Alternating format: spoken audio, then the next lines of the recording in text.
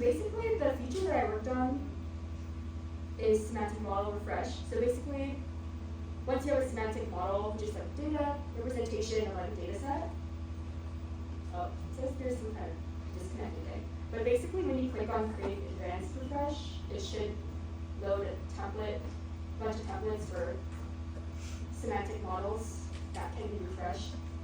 And then basically, you can add a bunch of activities.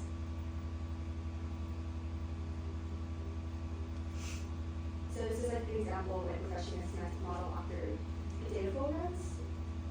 And basically the feature just has like a bunch of tours on things that you configure. What's a real world example for where you use them? Real world example.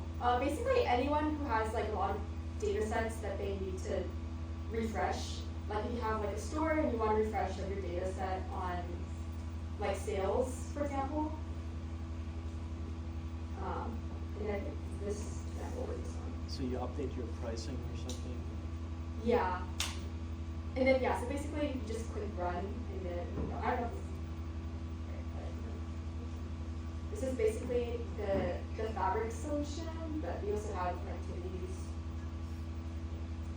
Which I don't need to wait for it, but we just have the Azure Databricks.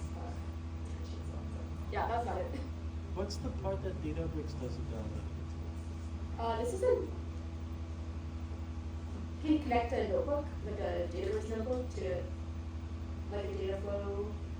So basically you can like refresh the data or kind of create these kind of cascading kind of dependency refreshes. If that makes sense. Oh, what? Make it bigger? Oh. The whole page. Oh, whole page? What? Zoom in Google a little bit. Oh, is it? Yeah. Yeah. So basically you just drag and drop.